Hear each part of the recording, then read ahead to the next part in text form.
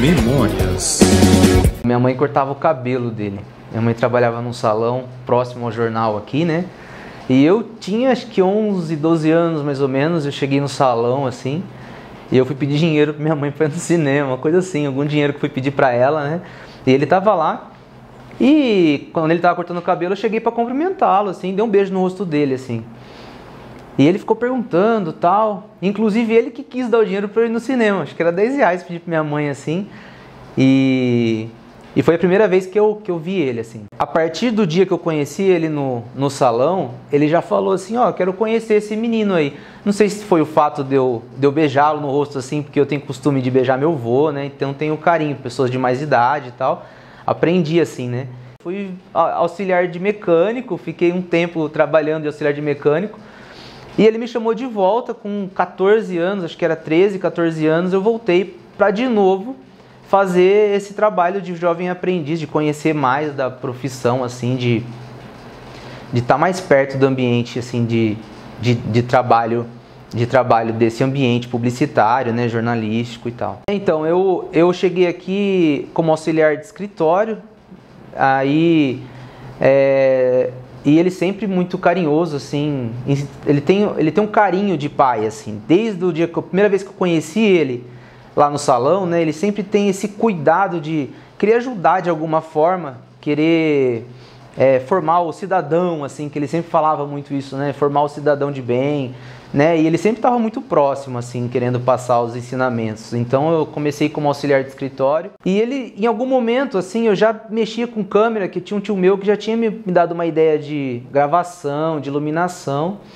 E eu comecei a fazer, aí ele falou assim, um dia, falou assim, ó, amanhã a gente vai gravar a Sandra Galhardo em São Paulo. Eu falei, cara, desembargadora, né, ela foi tomar posse e a gente foi pra lá. Eu tava começando total, e foi ele que empurrou, assim, empurrou no bom sentido da palavra, né?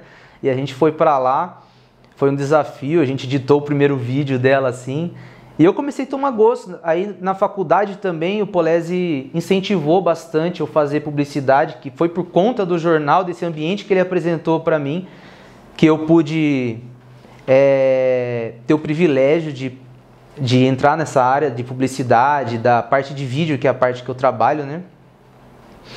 E ele sempre gostava dessa parte cinematográfica, dessa parte de vídeo. Ele é muito empolgado, muito animado, o olho dele brilhava assim quando ele estava aqui nas gravações, né? Ele sempre muito sistemático também, com algumas opiniões e tal, e a gente sempre, por conta das divergências de geração, a gente gostava de debater. Tem uma história assim que sempre acontecia nas edições, que o Polese ele era muito detalhista na parte de texto. E o vídeo, às vezes, precisa da pontuação, do ponto final. Se você emendar uma vírgula na outra, às vezes não dá a entonação correta e não dá um corte legal. Quem está editando esse vídeo sabe, né, que às vezes não encosta certinho. Ele queria editar como texto. Ele falava, Fabrício, corta aqui, tira o D que está em excesso, né? Eu falava, mas não dá, Polese, não tem entonação certinha para fazer isso, não vai dar esse encaixe. A gente dava um jeito lá, colocava uma foto lá para cobrir o corte e ficava bom. A gente chegava num denominador comum, assim. Eu colocava minha opinião, ele sempre deu liberdade de colocar minha opinião também, e isso era muito legal. Que ele queria escutar o que você acha de fazer isso, o que você acha de fazer aquilo. Então a gente debatia, falava, não, vai ficar feio isso, vamos fazer isso daqui. Ele falava, mas não vai ficar assim?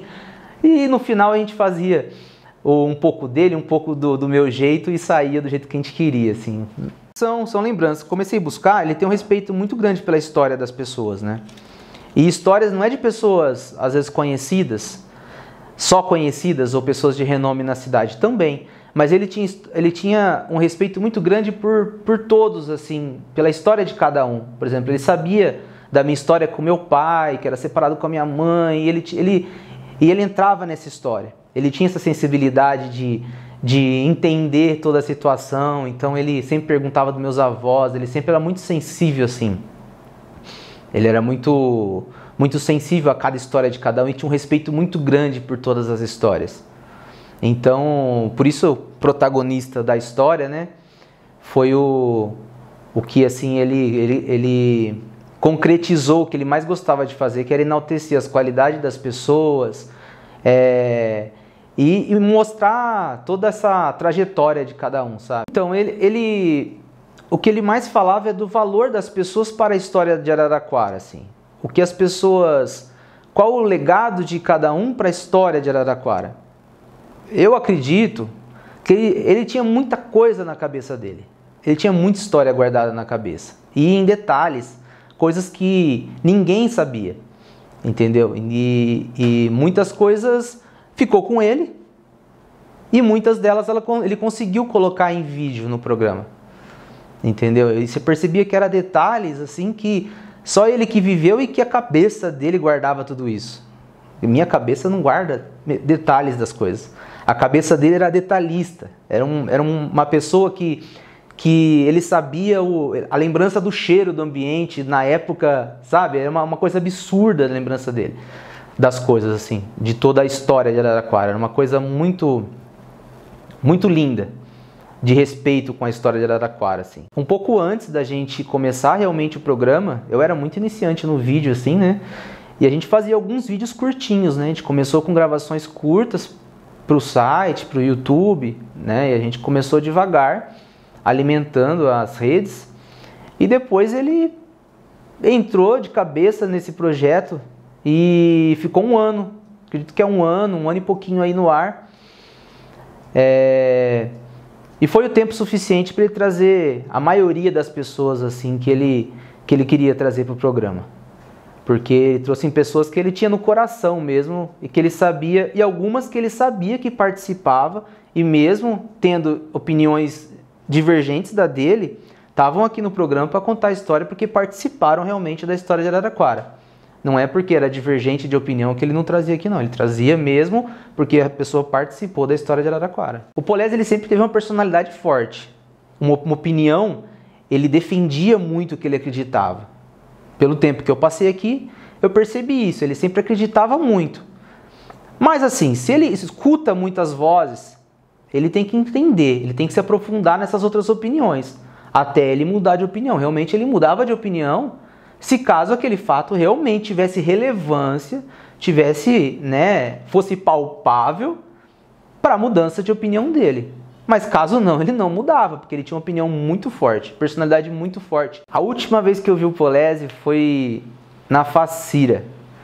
Eu tava fazendo uma gravação lá, né, dos estantes, e ele apareceu e me deu um beijo, um abraço, e se eu não me engano foi, não me recordo o ano, acho que foi em 2019, uma coisa assim. Uma ideia, eu falei com ele, na última vez que eu falei com ele foi uma semana antes dele internar.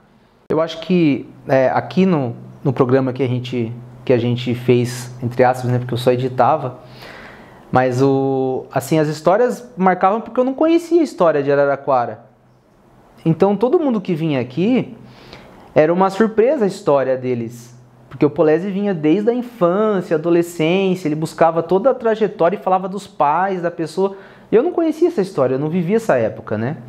Então tudo pra mim era novidade, era muito, muito legal de estar aqui escutando as histórias das pessoas, porque ele esmiuçava de uma forma incrível, assim. Porque ele conseguia buscar coisas que só estavam na cabeça dele, e ele sabia da história, então ele conseguia perguntar coisas que realmente era relevante para a história e que eu não fazia ideia, porque eu não conheço a história, porque eu não vivi essa época, né? O Polezi é muito sistemático assim para algumas coisas. Por exemplo, o som da rádio, que ele gostava de ter aquele retorno da rádio, né, que é o foninho, que eu também não participei, eu não sou profissional da rádio, né, eu estava iniciando também, então eu não tinha essa experiência. Então ele precisava do retorno perfeito. E tinha hora quando não estava o retorno legal, eu estava estourando muito, eu escutava de onde eu estava, assim. E para ele estava normal o som, né? Acho que quem veio da rádio, fone de ouvido muito tempo, né, para ele estava ótimo. Ele falava, o retorno aqui não tá funcionando não. Vamos. Quando era para começar, ele vamos. E eu começava a ficar desesperado assim com as câmeras. Falava, calma, Polezi, calma, vamos com calma. E quando ele queria começar, ele era um pouco ansioso para começar, né? Quando ele sentava assim, já tinha que começar. Mas o que eu mais, assim, o retorno dele tinha que estar ok. Eu acho que a marca do Polezi para ele gravar O som tem que estar escutando a voz dele lá. Uma lembrança que eu tenho do Polese, assim, tanto na ilha quanto na diagramação, ele gostava de sentar, ele gostava de sentar sempre abraçado assim com a gente na cadeira. E era uma coisa assim, bem aconchegante, porque ele sentava assim, ó, ele punha o bração dele assim do lado, vamos lá, vamos diagramar, porque todas as páginas que ele fazia, ele queria olhar, né? Ele mandava o boneco pra gente, do jeito que ele desenhava, do jeito dele, assim, as colunas e tal, bem caprichoso até, mandava pra gente diagramar. Aí ele punha o bração assim do lado da gente e ficava, ó, aqui o texto, aquele vozeirão no ouvido assim, ó, texto. No começo eu até tremia assim, né, porque aquele vozeirão forte assim no ouvido.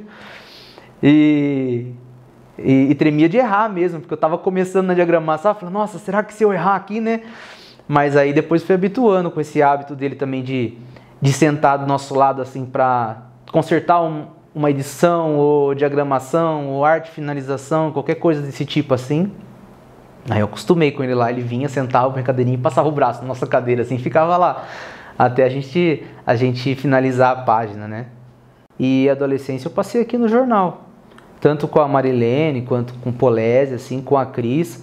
E a minha formação, a escolha da profissão que eu fiz, foi tudo devido ao Polese, ao jornal, né, que... talvez eu ia ser um mecânico, eu estava sendo auxiliar de mecânico, né, em outro lugar.